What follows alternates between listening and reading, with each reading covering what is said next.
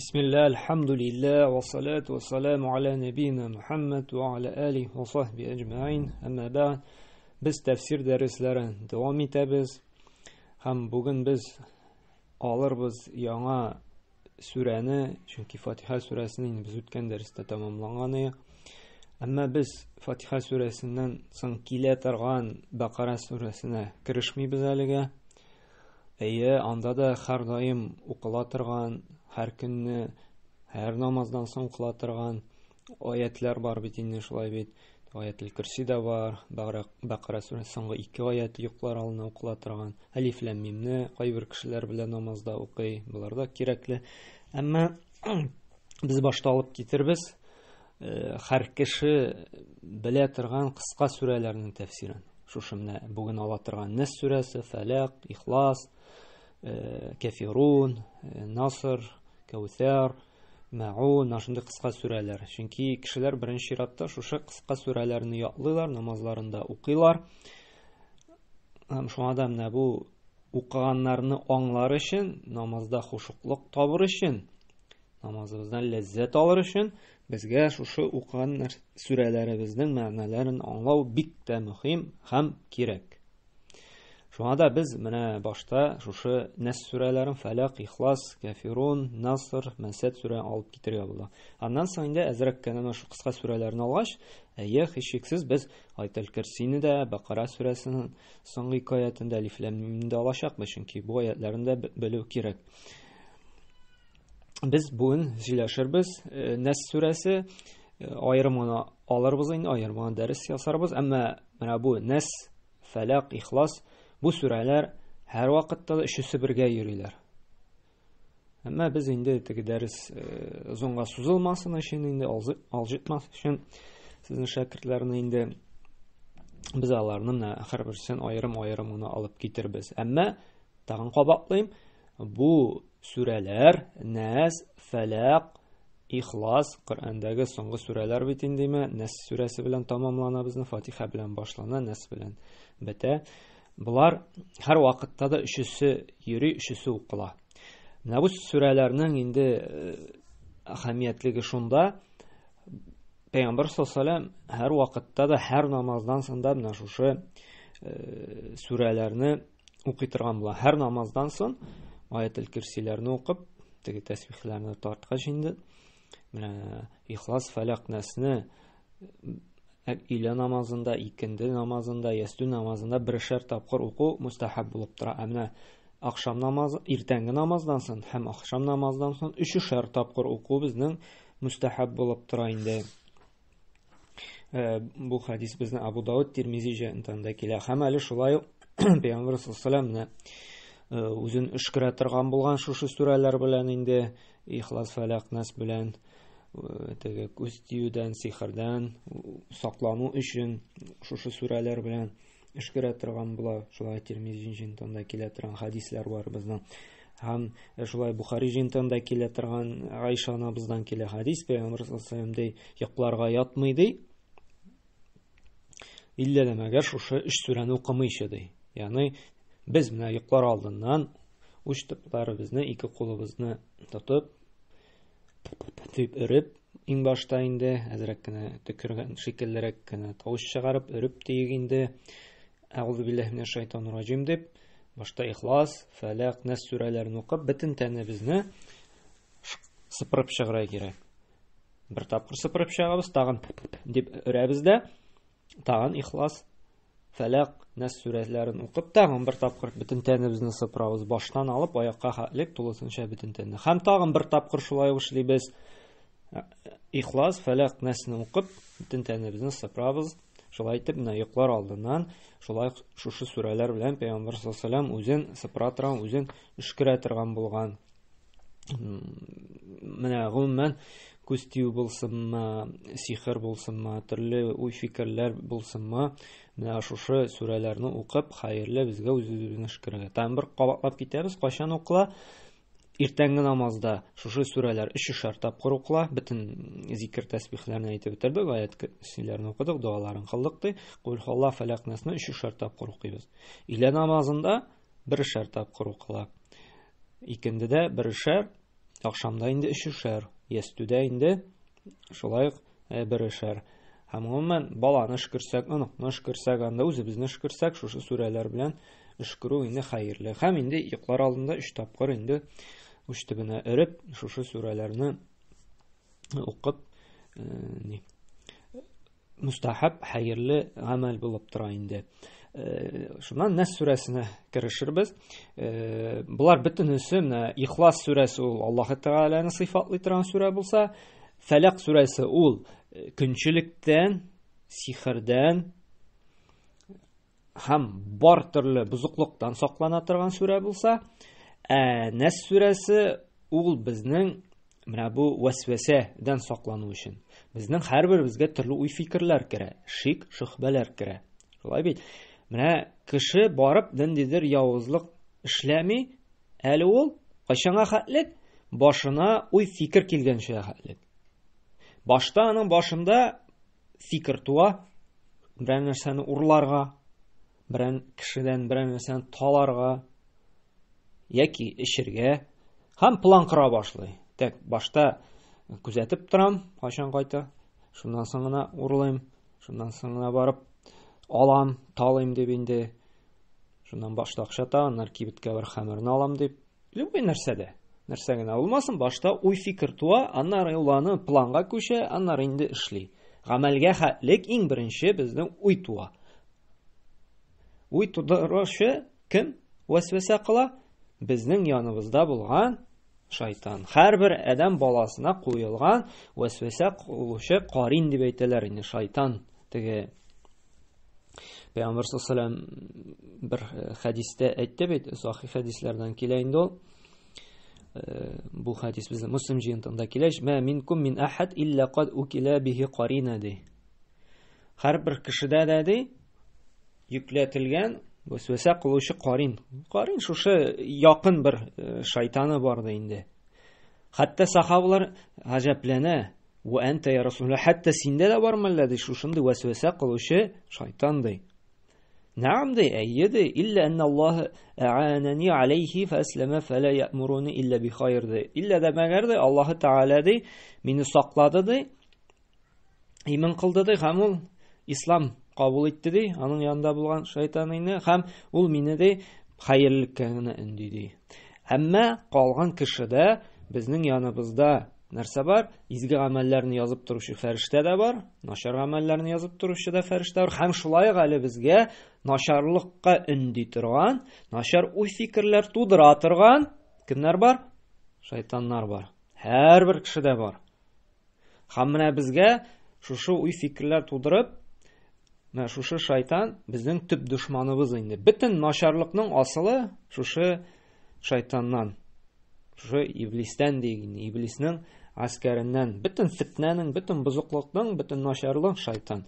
Һәм менә шушы шайтан безгә төрле вәсвәсәләр, төрле уй-фикерләр, шик-шөбһәләр, төрле куркулар сала, өметсезлек уята, бөтенесе шушы шайтаннан инде. Шуңа да без менә аннан сакланырга тиешбез. Менә шуңа да Нас иң беренче килә безнең, Нас. Чөнки әле теге икенче гамәлгә күчкәнче шушы вәсвәсә иң беренче. Һәм менә икенче дәлил булып тора, һәрбер кешедә шайтан булуы. Менә Бухарида бит безнең хадис килә, теге Пәйгамбер саллаллаһу алейһи ва саллям бит хатыны Сафияны иктикаф кылганда Сафия килә, Пәйгамбер саллаллаһу алейһи ва саллям яна, һәм Пәйгамбер саллаллаһу алейһи ва саллям аны озатырга чыга. Озатырга чыга һәм шушы мәчет ишек кырыеннан килеп җиткәч инде, ул мәчетнең Умму Сәләмә ишекләре янында урнашкан капкалар янына җиткәч, ике кеше үтеп китә. Сәлам бирәләр Пәйгамбер саллаллаһу алейһи ва саллямга инде. Һәм Пәйгамбер саллаллаһу алейһи ва саллям "Аля рисликума" ди. Ашыкмагыз, ашыкмагыз ди. Бу бит Сафия ди. Ягъни иннәһа Сафия бинт Хуй ди. Нәрсә ди? Бу бит Сафия ди, бин Хуй, ягъни Хуйның кызы ди. Һәм алар субханаллаһ ди, шушы кешеләр инде "Я Расулуллаһ" ди. Ягъни әйтмәкчеләр була, гаҗәпләнәләр, субханаллаһ ди. Я Расулулла ди. Ничек инде без синең турында теге начар уйлый алабыз ди. Ягъни Пәйгамбер саллаллаху бу кешеләрне туктатып әйтә, нәрсә ди? Бу минем хатыным Сафия ди. Ягъни начар уйлый күрмәгез ди. Шит хатыннар белән йөрүче, хатыннар белән анда шаярыша ди. Бу минем хатыным. Һәм алар гаҗәпләнә, субханалла, я Расулулла, ничек инде без синең турында начар уйлый. Һәм шул вакытта Пәйгамбер саллаллаху әйтә: "Инна шайтаны яҗри мин ибни Адам мәҗри дамди ва инна хашият ан яқзифа фи кулубикум шай'ан ди." Дөрестлектә ди, менә кан тамырларыннан адәм баласы ничек кан йөри бит, шулай шайтаннар ди йөри ди. Һәм ди курыктым ди, сезгә дә ди күңелләрегезгә ниндидер бер юньсез, начар фикер салырга мөмкин дип. Шуңа күрә ди кисәттем ди. Менә бу хадистә күрсәтә, һәрбер кешедә аңа куелган шайтан бар. Ничек кан тамырыннан кан йөри бит, шуның шикелле шайтан да йөри, аның тәне буенча, ягъни аңа вәсвәсә кылучы. Һәм менә шушы шайтан да инде бөтен начарлыкның атасы, ул инде кешеләрне менә вәсвәсә кыла, төрле уй фикер тудыра, һәм кешеләргә яхшылык кылырга миша итә. Менә берәр кеше ярдәм итәсе килә, садака бирәсе килә икән, кем безгә аңа бирсәң үзеңә калмый бит, эшләр әле табыр әле, булыр әле берәр ничек, мөмкинчелегем бар. Мәсәлән, синең анда 50 мең запас бар име? Беләсең бу кеше мохтаҗ. Ну, сарананып кына 100 тәңкә, 500 тәңкә бирәсең инде. Шунда рәхәтләнеп 10 мең биреп хәлен җиңеләйтәләсең. Юк, шайтан сине тоткарлый, шайтан вәсвәсә кыла, үзеңә калмый бит инде, бир 100 тәңкә инде җитә аңа ди. Бирдең бит әле ди, калган ансы да бирми бит ди. Ягъни шайтан шушы кешеләргә изгелек кылудан киртә булып тора. Һәм шушы изгелекне начар сыйфаттан күрсәтә. Һәм һәр вакытта да шайтан кешеләрне шахваткә, шушы шахватына бирелергә, бузыклыкны киресенчә матур итеп күрсәтә. Ниндидер ләззәт дип теге халык арасында тарала бит инде. Мәсәлән, киләчәк без теге кешеләр дә килеп әйтәч, зина кылуны матурлый. Менә тол хатыннар белән зина кылсаң, аларга савап була дип. Ягъни кайбер кешеләр килеп әйтә, чөнки шушы вәсвәсә кылучы җиннәрдән дә, шайтаннардан да булырга мөмкин, кешеләрдән дә булырга мөмкин. Әле без аңа хәзер җитәчәкбез, тагын бер әле әйтәчәкбез инде. Менә шуңа да барлык кешеләрдән дә, барлык җиннәрнең дә идарәчесе, хуҗасы булган Аллаһ Тәгаләдән безгә нишләргә кирәк? Саклау, яклау сорарга кирәк. Ул инде Аллаһ Тәгаләдән. Шуңа күрә әгәр дә без Аллаһ Тәгаләдән шушы искушение дигән, научение, шушы вәсвәсәләреннән саклау сорамыйбыз икән, безгә инде ул шушы шайтаннар төрле вәсвәсәләр кылып безне бозыкка үндәп торачаклар. Без хәзер башта сүрәне укып китербез, аннары инде тәрҗемәсен һәм тагын әле кайбер мәгънәләрен аңлатырбыз. Аъузу биллаһи минәш шайтанир раҗим. Бисмиллаһир рахманир рахим. Кул аъузу би раббин нас. Кул әйтти, аъузу, ягъни сыйынам ди, яклау, саклау сорыйм ди, кешеләрнең Раббысыннан ди. Маликин нас. Малик патша дигән сүз. Нас инде ул кешеләр. Ягъни кешеләрнең патшасыннан шушы яклауны сорыйм. Илаһин нас. Кешеләрнең илаһыннан ди. Мин шаррил васвасил ханнас. Шарр дигән сүз ул явызлык, бузыклык. Васвас ул васваса кылу. Ханнас инде шигенүче, ягъни шайтанның исеме. Ничек шигенүче дигәннәр монда? Чөнки шайтан Аллаһны зикр иткән саен шигенә, кача, юкка чыга. Шуңа күрә ханнас. Аллази юсвису фи судурин нас. Ул кешеләрнең күңелләренә ди, күкрәкләренә васваса салучы ди. Ягъни шушы шайтан. Ханнас. Минәл җиннәти ван нас. Һәм кешеләрдән, җиннәрдән булырга мөмкин ди. Ягъни шушы васваса кылучы, явызлыкка әндәүче ул кешеләрдән дә, җиннәрдән дә булырга мөмкин ди. Тагын бер туры тәрҗемәсен әйтеп чыгам. Әйтти, кешеләрнең Раббысына, кешеләрнең патшасына, кешеләрнең илаһенә сыйынам, яклау, саклау сорыйм ди. Һәм васваса кылучының шигенүче шайтанның явызлыгыннан саклану сорыйм ди. Ул кешеләрнең күңелләренә вәсвәсә кыла ди. Ул җиннәрдән һәм кешеләрдән дә булырга мөмкин ди. Хәзер без инде һәрбер аятка туктап кыскача гына тәфсир биреп китербез. Иң беренче әйтте, "Кул а'узу бираббин нас" дидек. Әйтик, кешеләрнең Раббысыннан сыйынам дидек. Ягъни Рабб сүзе ул Раббысы дип тәрҗемә ителә инде. Ягъни идарәче, тәрбияче, хуҗасы дип әйтсәк була инде. Һәм менә бу дөнья белән дә инде без Фатиха сүрәсен алганда әйткән идек. Раббил аламин, аламнар белән идарә итеп тора, Раббысы тәрбияләп тора, бузыла башласа, сынау җибәрә. Һәм төрле шушы бәла казалар белән инде безне сынап төзәтеп тора, тәрбияләп тора. Һәм менә шушы кешенең Раббысы Аллаһы Тәгалә булганга без инде аннан саклау, яклау сорыйбыз. Маликиннас. Малик ул инде патша дигән сүз. Ягъни барлык кешеләрнең дә патшасы, идарәчесе дигәндә нәрсә тели шул гына була Аллаһы Тәгаләнең, шуннан шулай саклау, яклау сорыйбыз. Илаһиннас, кешеләрнең илаһи, ягъни мәгъбуд бихаққи линнас, ягъни хакыйкый гыйбадәткә лаеклы илаһ. Ягъни һәрбер кеше бит инде туды ни өчен? Гыйбадәт кылыр өчен, буйсыныр өчен, табыныр өчен. Һәрбер фитрасы шундый, шуның өчен яратылган ул. Гыйбадәтсез беркем дә яши алмый. Әмма хакыйкый гыйбадәткә лаеклы кем? Ул Аллаһ. Чөнки ул бу дөньяны бар итте, ул гына ризык бирә, ул гына һавасын бирә, ул гына суын бирә. Шуңа да без аңа нишләргә тиешбез? Табынырга, буйсынырга, гыйбадәт кылырга. Һәм монда Аллаһы Тәгаләнең нәрсәсе бар? 3 сыйфаты бар. Рабб, тәрбияче, шулай бит инде Раббысы дибез инде. Малик, патша, ягъни бөтен нәрсә дә аның теләве белән генә ул гына идарә итә. Һәм илаһ. Илаһ табыну объекты. Шулай бит.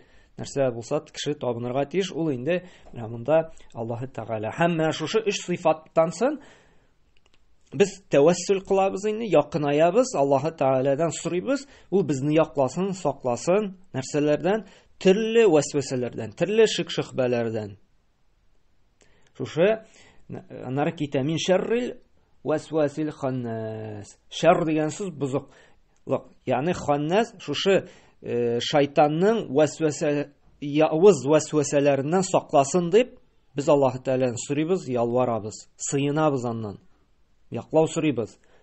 Ни өчен ханнас дигән соң? Чөнки ханнас шайтан дидек инде, шигенүче дидек. Кайчан ул шигенә? Әгәр дә кеше Аллаһы Тәгаләне зикр итә икән, шушы сүрәне укый икән, зикр әйтә икән, азан әйтә икән, ул шигенә. Ул кача, ул китә. Шуңа күрә ханнас. Шушы вәсвәсә кылучыны явызлыгыннан сыгынам ди. Һәм менә карасак, чынлап та, менә ни өчен? Менә кем иман әһле Аллаһны күп зикр итә икән, намаз укый, Куръан укый, шулай хәләлне харамнан аера, ул начарлыкны әзрәк кыла. Кем Аллаһтан ярак инде, Аллаһны зикр итә белми, зикрнең нәрсә икәнен дә белми, дуга да кыла белми, Куръан да укый белми, намаз да укымый, ул явызлыкны, шәкерлекне күплек кыла. Ни өчен? Чөнки вәсвәсә кылып тора. Ханнас шигенми, гел аның янында. Ул бит шигенә кайчан? Аллаһны зикр иткәндә генә. Ничек ул синнән шигенсең? Син Аллаһның дөрес итеп әйтә дә белмисең, Алла дип йөрисең, Аллаһ дип тә әйтмисең. Бисмилла да әйтә белмисең. Аузу биллаһи минәш шайтанир раҗим да әйтә белмисең. Аллаһның хәлал харамын да белмисең. Шуңа ул сиңа төрле шик-шөхбәләр кертә, төрле уй-фикерләр сала.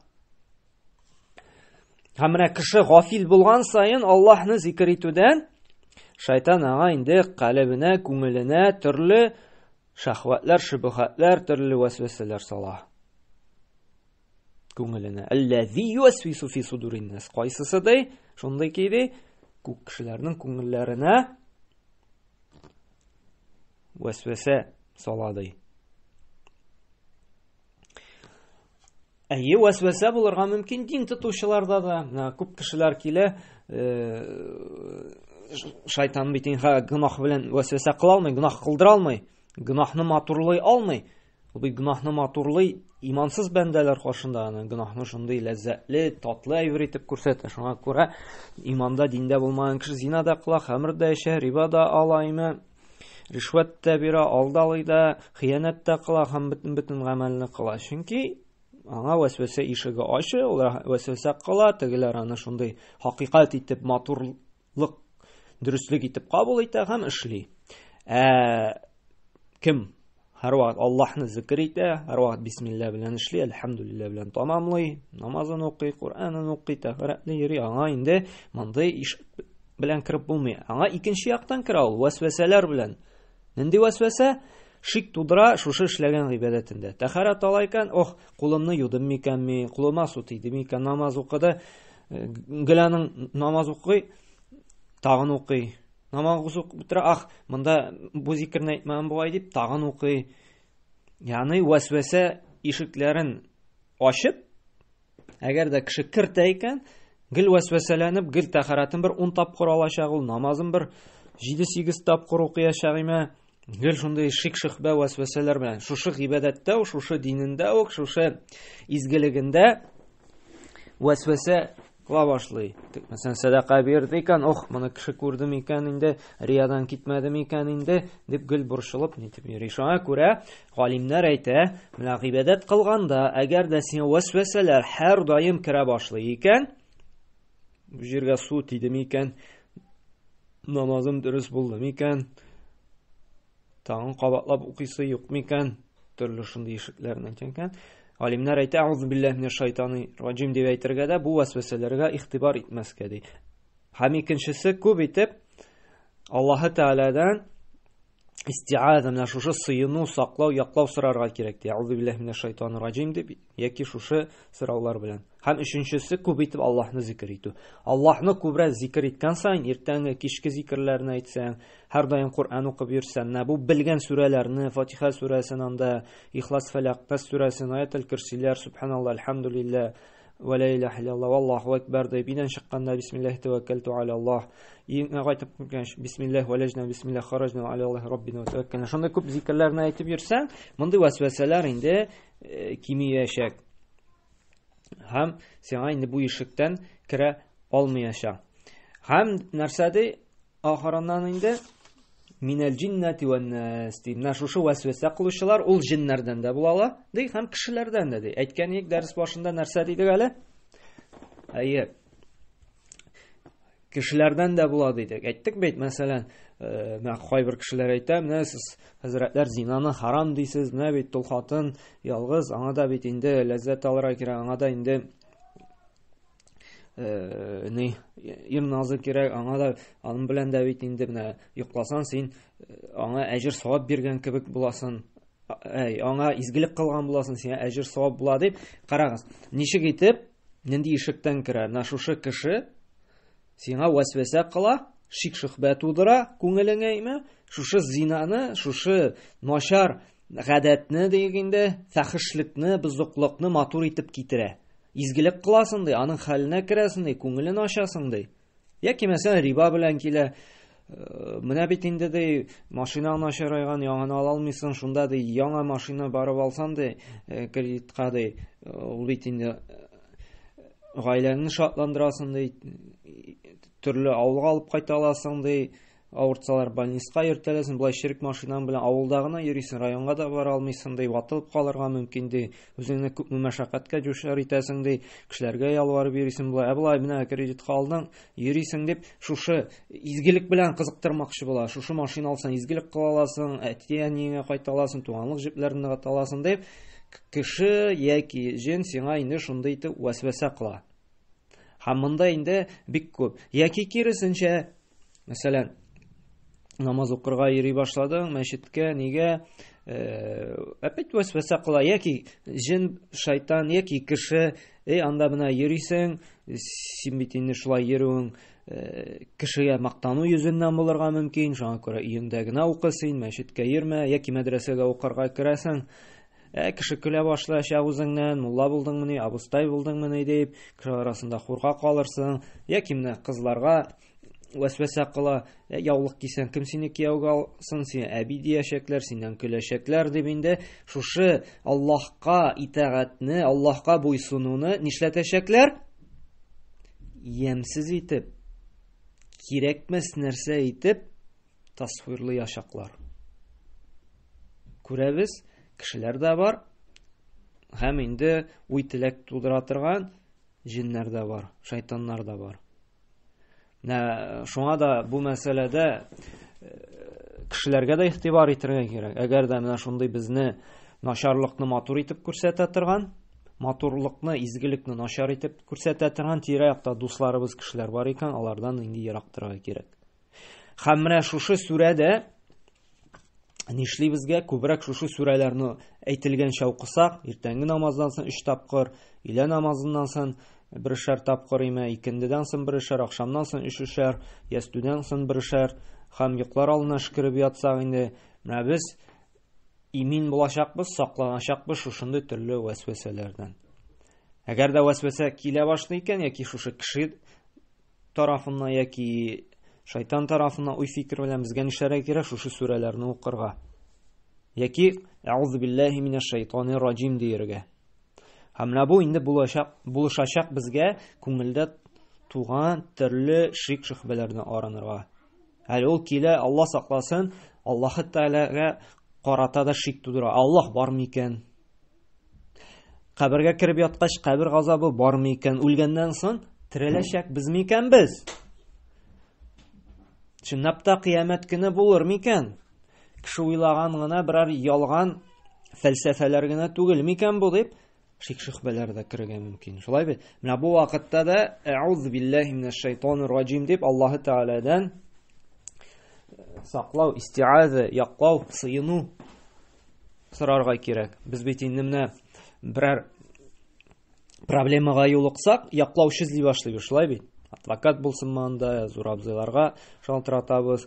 Шунда берәр зур, берәр президент булсынмы анда, берәр зур бизнесмен безгә әйтә икән, син любой вакытта шалтырат, мисия булышыр, мин син яклыячакмын.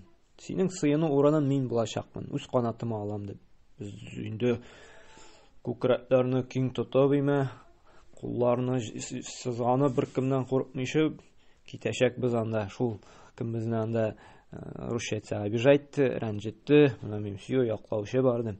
Ә монда галәмнәрнең бөтен галактикалар белән идарә итүче бар кешеләрнең тәрбиячесе, патшасы, иләһе сыйныгыз ди.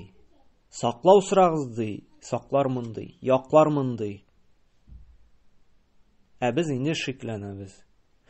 Менә шуңа да безгә шушы хакыйкый Аллаһның ярдәме килсен өчен безгә күңелдә бернинди шик булырга тиеш түгел. Бер шиксез без Аллаһы Тәгаләдән сорарга, ялварырга бурычлыбыз. Шул вакытта Аллаһы Тәгалә төрле вәсвәсәләрдән дә, төрле начар уй фикерләрдән дә безне имин кылачак инде. Менә киләсе сүрәдә Фәләкта инде монда инде көнчелек, сихерлек, төрле бозым бар иткән бозымнардан саклану турында сөйләшербез. Әмма шуңарчы бу баш миендә, күкрәкләрдә, күңелдә туа торган уй фикерләрдән арыну өчен иң беренче менә шушы Нас сүрәсен белергә кирәк. Шуңа күрә үз-үзең белән сөйләшү дип тә әйтәләр бит. Кеше бит үз-үзе белән сөйләшеп тә йөри бит. Шулаймы? Икегә бүленә. Берсе булай ди, икенчесе шулай ди. Менә бу үз-үзең белән дә сөйләшү шушы нигә керә инде? Вәсвәсәләнүгә.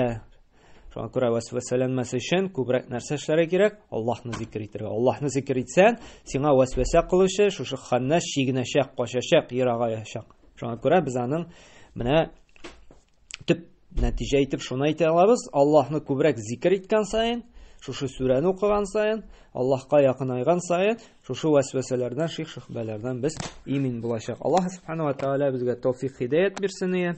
Шушы сүрәләрне белән укып үзебезне эш күреп, төрле вәсвәсәләрдән, төрле шик-шөбһәләрдән, төрле бурчулардан, төрле күңелне төшерә торган уй фикерләрдән ерак булып, Аллаһны күп итеп зикр итеп, аңа гыйбадәт кылып, бәхет сәгадәттә яшәп, фирдәүс җәннәтләренә керергә насыйп әйләсен. Субханака ва бихамдик ва ашһаду илля ант ва астагфирука ва атубу илейк.